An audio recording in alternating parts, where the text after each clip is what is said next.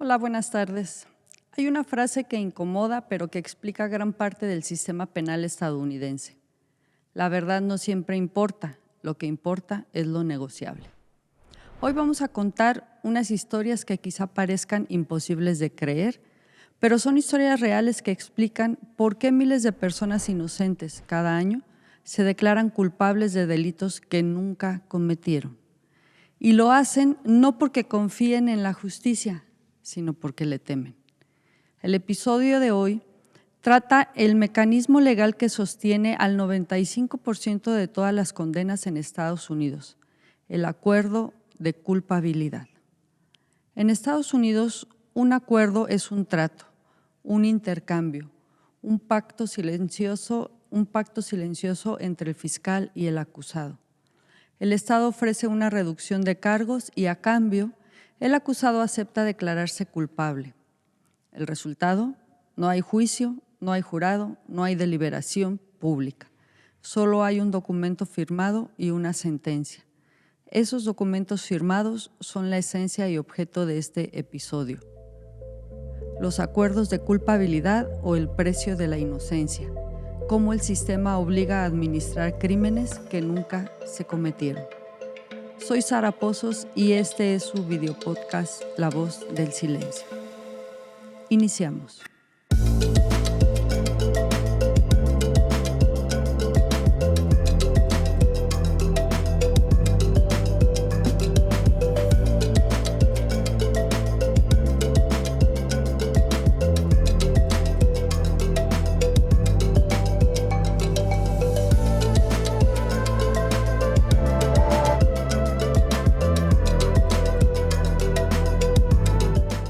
Les cuento, menos del 3% de los casos llegan ante un jurado, menos del 3%. La mayoría mueren en un escritorio en forma de un acuerdo. Con eso quiero decirles que los acuerdos de culpabilidad o negociaciones de culpabilidad son más comunes de lo que podemos imaginar. En un informe de la American Bar Association, se señala que casi el 98% de las condenas en Estados Unidos proviene de los acuerdos de culpabilidad. Algunas otras fuentes dicen que es el 97%, algunos el 95%, pero arriba del 95% y hasta el 98% afirman que las condenas en Estados Unidos es vía los acuerdos. Esto me lleva a preguntarme y a preguntarles, ¿por qué razones o qué razón tendría una persona que es inocente para declararse culpable de crímenes que nunca cometió?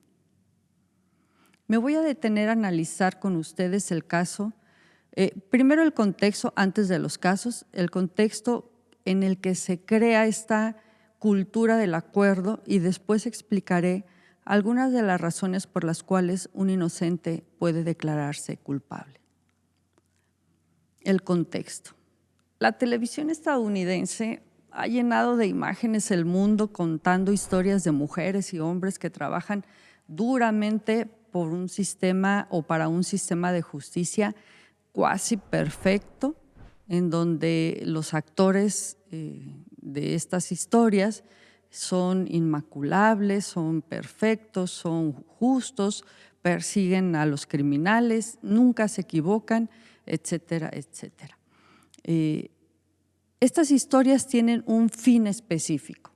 Al ser televisión, producciones, documentales, o sea cual el género que sea, el fin es entretener a las audiencias. Su naturaleza es completamente otra a la realidad del sistema judicial.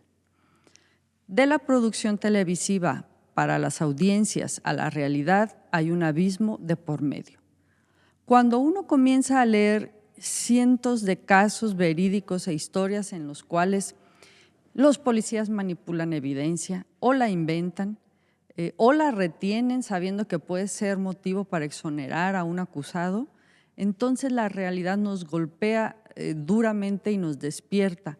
Nos advierte cómo el sistema judicial es utilizado para encarcelar a inocentes, sobre todo y además cuando hay de por medio un caso mediático.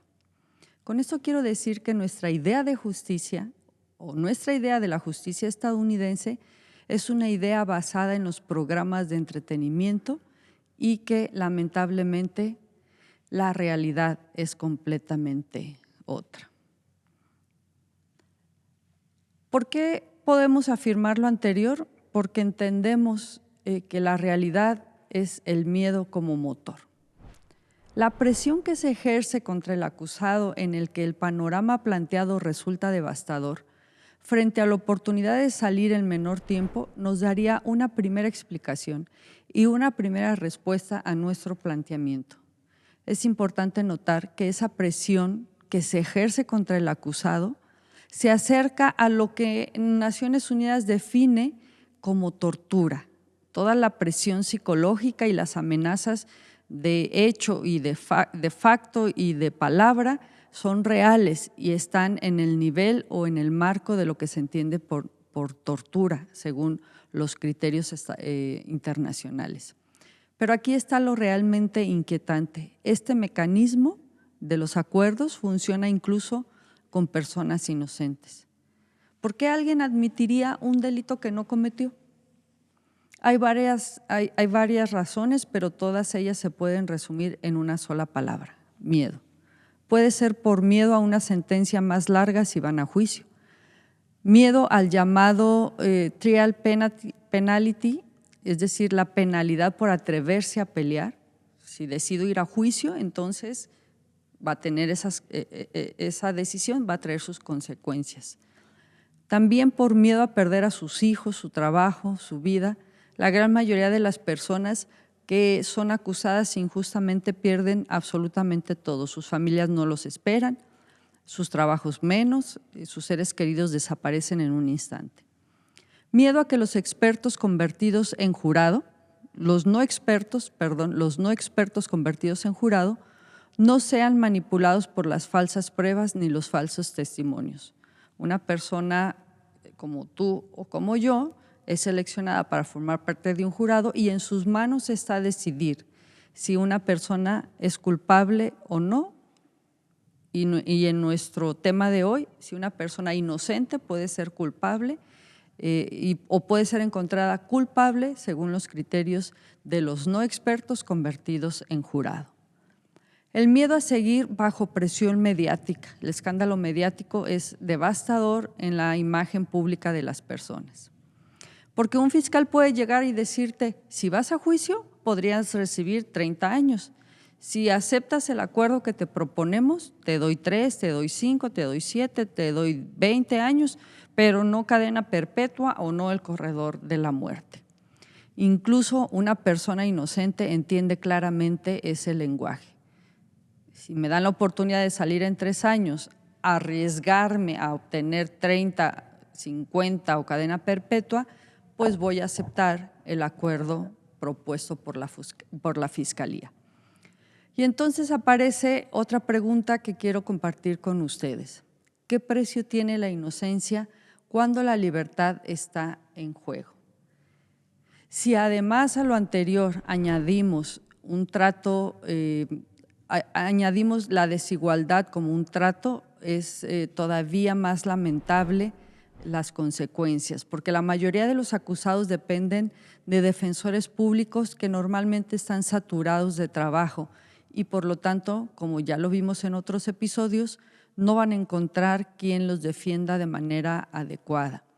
En estas circunstancias, un acuerdo no suena como una injusticia realmente, sino como la única salida. El sistema mismo, el sistema judicial estadounidense, incentiva este acuerdo. El fiscal gana, el juez desahoga su carga, el Estado ahorra recursos, en fin, todos ganan, excepto que se sepa la verdad cuando un acusado injustamente es inocente.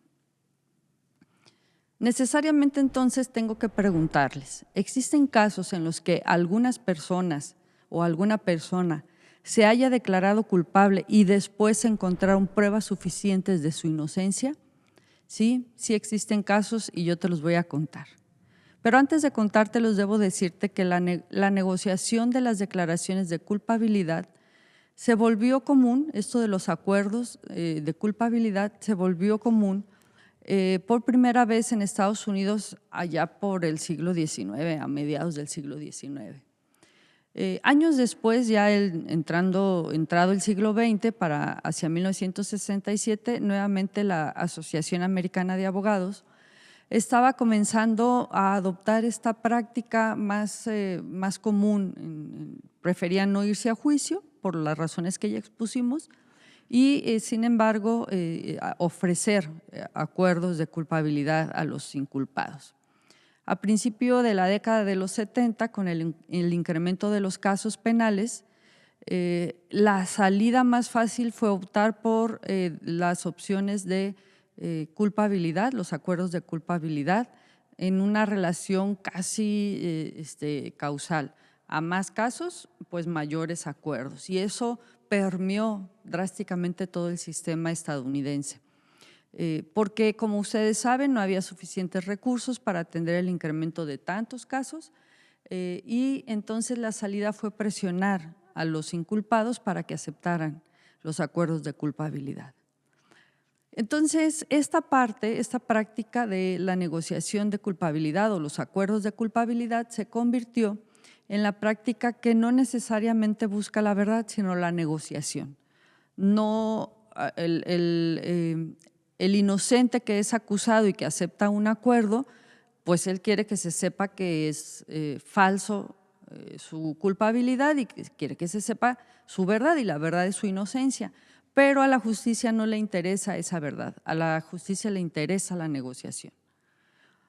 Entonces les vuelvo a preguntar, ¿ustedes creen que pueda haber casos en los que las personas acepten acuerdos de culpabilidad siendo inocentes? Sí, yo sí creo y sí los hay. Les contaré entonces ya algunos de estos casos dramáticos, de esos que calan hondo en la dignidad humana de las personas. Son dos casos, el de los 6 de Beatriz en Nebraska y el caso de Brian Banks, es un joven jugador de fútbol americano colegial. Empezaremos por el caso de los 6. Joseph White, Thomas Winslow, Ada John Taylor, Debra Sheldon, James Dean y Kathy González. Estos fueron condenados por el asesinato de una mujer de Beatriz, Nebraska, en 1985. En esa condena se basaron en análisis forenses defectuosos y falsas confesiones. Ojo con estos temas. Les cuento de manera narrativa la historia. La policía descubrió evidencia biológica en la escena del crimen. Y entonces, como ustedes saben, la envió a un laboratorio forense en el estado de Oklahoma, donde fue analizada por la analista, la experta forense Jace Willrich, quien desde ese entonces se desacreditó rotundamente y además su mala conducta influyó en al menos 3 condenas injustas anuladas mediante pruebas de ADN. En ese momento, en 1985, no se sabía que ella no hacía bien su trabajo, que era una mala praxis, una violación a los derechos, fabricaba pruebas y por lo tanto su recomendación, su resultado de las pruebas, pues contribuyeron a condenar a los 6 acusados. Los resultados de la serología alejaron a la policía de un sospechoso llamado Bruce Allen, a quien las pruebas de ADN posteriormente implicarían como el verdadero autor del crimen. Lamentablemente, Smith murió en 1992 y no pudo ser siquiera procesado. Regresando al caso, las investigaciones en el caso de los 6 se estancaron hasta 1989, es decir, 4 años después de haber sido sentenciados, cuando las autoridades de Nebraska contactaron a Winslow, quien accedió a cooperar, pero desconocía que otros miembros de los 6 lo habían implicado falsamente. Aquí la autoridad, la policía hizo algo perverso, puso en contra a los 6, cada uno tenía sus propias historias y decidieron unos a otros entregarse y aceptar una cosa que nunca cometieron, aceptar que ellos habían asesinado a una persona. Si bien existían graves inconsistencias entre las versiones de los sospechosos y los detalles del crimen, no pareció necesaria ninguna investigación adicional, especialmente después de que 3 de los 6 acusados confesaran falsamente tras un interrogatorio policial de esos dramáticos y especiales, pues. Las confesiones de esos 3 se basaron en gran medida en detalles que supuestamente habían recordado en algún sueño después de cometer el crimen. Primero ellos no eran culpables, luego cuando la policía los hostigó, los presionó y los torturó psicológicamente hablando, entonces ellos dijeron haber recordado ciertos detalles del crimen que nunca cometieron, pero que ellos aceptaron haber cometido. González, Dian y Sheldon aceptaron declararse culpables y testificar contra otro de los 6, contra White, a cambio de una sentencia más corta. Y aquí es la perversión de este tipo de acuerdos. Son capaces de decir, yo hice algo que no, pero a cambio me das menos tiempo a mí. Cada uno de los 6 implicados cumplió más de 4 años de prisión antes de ser liberados en 1994, algunos de ellos, porque otros siguieron su curso y las investigaciones siguieron por separado. Williams y Taylor también se declararon culpables, pero no testificaron y, por ejemplo, ellos cumplirían 18 años cada uno antes de ser exonerados, 18 años en prisión. Por su parte, uno de los 6, White, fue declarado culpable en un juicio, el único que decidió ir a juicio. Y fíjense la perversión del sistema. En el juicio fue condenado a cadena perpetua sin libertad condicional. También cumpliría 18 años en cárcel antes de ser exonerados. Aquí este caso es emblemático porque claramente deja de ver que aquellos que están seguros de su inocencia deciden pelear e irse ante un jurado, el jurado los puede condenar a estas condiciones terribles, aún siendo inocentes. A finales de 2007, Winslow finalmente obtuvo acceso a las pruebas de ADN. Recuerden que a ellos los sentenciaron en 1985, pero fue hasta 2007 cuando pudo tener acceso a las pruebas de ADN en semen directamente de la escena del crimen. Los resultados que habían implicado a Smith como el perpetrador fueron los que fabricó aquella supuesta experta forense, llevó a los 6 de Beatriz a que se encontraran quién había sido realmente el culpable. Más de 2 décadas después de sus condenas injustas, el grupo fue absuelto totalmente en 2009. En este caso, los acusados aceptaron declararse culpables en gran medida por la presión que la Fiscalía y la Policía ejercieron mediatizando el caso. Este fue un caso muy emblemático, muy conocido en Estados Unidos, incluso me parece que ha sido llevado al cine, a las pantallas de la televisión chica, de lo impactante que fue este caso. El siguiente caso no es menos dramático.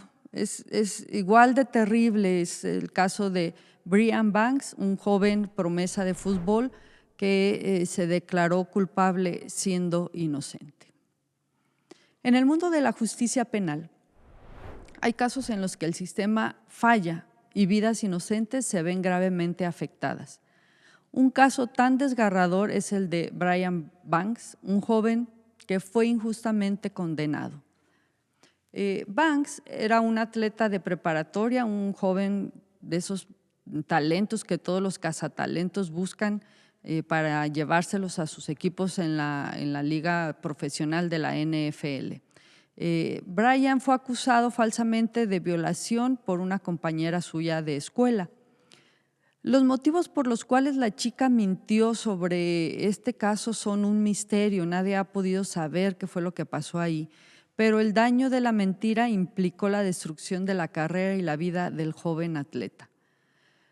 El caso de Brian llegó a su fin en vísperas del juicio. Ya todos se preparaban para ir al juicio, pero justo fue cuando los abogados se preparaban, su defensa se preparaba para el juicio, fue cuando llegó la fiscalía y le hizo una oferta que incluso el abogado le recomendó aceptar.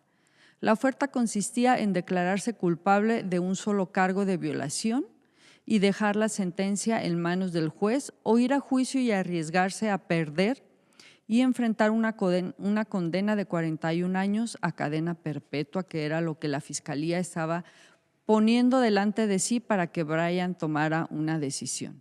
En ese entonces, el joven atleta tenía solo 17 años y no se le permitió hablar con su madre ni con nadie sobre la decisión. Ustedes saben que no puede, por ser menor de edad, considerado por la ley, no puede estar sin la presencia de uno de sus padres.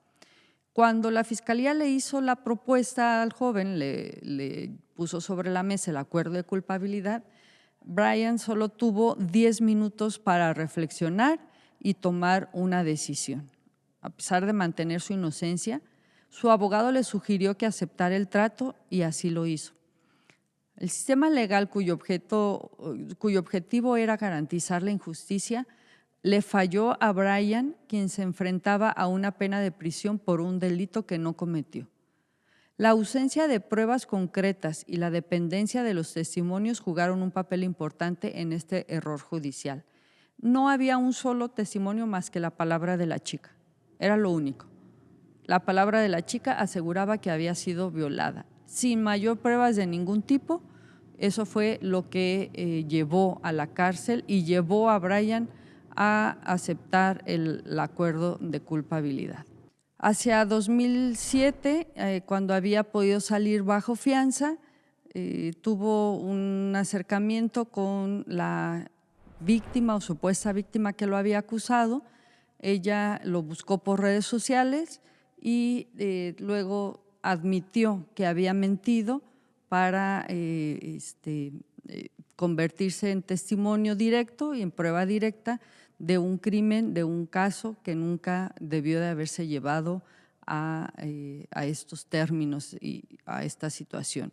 Brian tuvo que aceptar un acuerdo aún siendo inocente, aceptó declararse culpable, pero con la presencia y el desistimiento de la chica se anuló su caso y él pudo, después de algunos años, regresar a jugar un partido de fútbol americano que era básicamente su razón de vivir. Para eso él esperó tanto tiempo y luego ya pudo rehacer su vida poco a poco, aún con pues las marcas de esta situación y de este caso.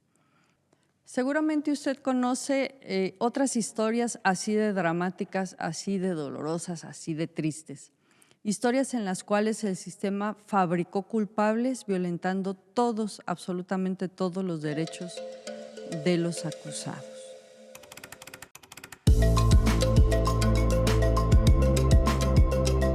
En nuestra sección Visto lo leído, en esta ocasión les traigo un libro por demás interesante que tiene que ver con el tema que hoy he platicado con usted y he compartido con ustedes.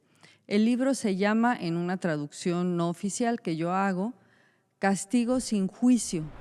¿Por qué negociar la culpabilidad es un mal negocio? La autora es Carissa Barner. Por ahí voy a poner ahorita la imagen del libro, estoy leyéndolo digital, es un libro que cuando los estadounidenses piensan en el sistema de justicia penal, la imagen que viene a la mente es un juicio, es una escena en una sala con un acusado, abogados, un juez y lo más importante, un jurado. Esa es la idea que se tiene del sistema penal en Estados Unidos. Por supuesto, es una idea justa, es una suposición justa, porque así está, por lo menos en el papel y en el derecho, esta idea. Recuerden ustedes que el derecho a un juicio por un jurado está consagrado tanto en el cuerpo de la Constitución de los Estados Unidos como en la Declaración de Derechos. Se supone que esto es la base que sustenta todo el sistema de justicia estadounidense, pero en este libro, en Castigo sin juicio, ¿por qué un acuerdo es una mala idea?, de la profesora Carissa Barnes, este libro nos deja ver, nos muestra que la concepción popular, esa idea de un juicio por un jurado, no podría estar más lejos de la realidad.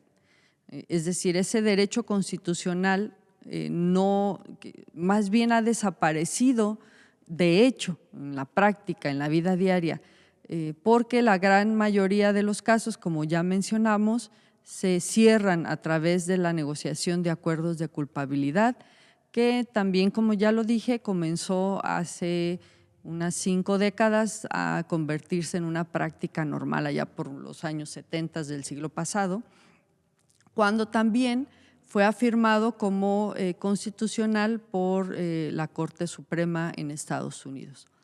Casi todos los aspectos del sistema de justicia penal estadounidense alienta a los acusados, ya sea inocentes o culpables, a tomar un acuerdo de culpabilidad. El castigo sin juicio, así es el título del libro, muestra cómo la negociación de culpabilidad ha socavado la justicia en cada paso y en las divisiones socioeconómicas y raciales. Es decir, si además eres pobre y si eres de una raza específica, entonces la ley es mucho más dramática y fuerte en su contra. Este libro forza la mano de los abogados, jueces y acusados, convirtiendo el sistema legal en una máquina de encarcelamiento masivo despiadadamente, que además es eficiente. Esto es como lo perverso y lo que a todos nos hace ruido, porque está llenando las cárceles de personas inocentes y castiga a los ciudadanos porque es el camino de la menor resistencia. La profesora Hensing presenta el caso contra la negociación de culpabilidad, mientras ilustra cómo ha dañado el sistema de justicia, al mismo tiempo que presenta un innovador conjunto de reformas sobre cómo se puede solucionar ese problema. Si a ustedes les gustan estos temas y les interesa profundizar en los argumentos a favor y en contra de esta práctica, sinceramente les recomiendo que revise y dé lectura a esta recomendación.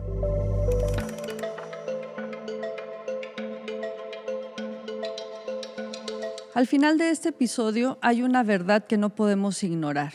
En Estados Unidos, la justicia no siempre se decide en un juicio, sino en una negociación. Hoy hablamos de personas que, como Brian Banks o los 6 de Beatriz, entraron a una sala creyendo que su inocencia bastaba y salieron condenados por un crimen que jamás cometieron. No fueron vencidos por la evidencia, no fueron vencidos por un jurado, fueron vencidos por un sistema que les ofreció una elección imposible: arriesgar su vida en un juicio o declararse culpables para tener una oportunidad de volver a casa. Esa no es una decisión libre, es una decisión tomada bajo miedo, desigualdad y mucha presión institucional. Un sistema que presume eficiencia pero que a veces sacrifica la verdad. Un sistema que prioriza cerrar casos, aunque esos casos implique cerrar los ojos. De ninguna manera es un sistema justo y transparente. Y tal vez esa sea la lección más dura de todo esto.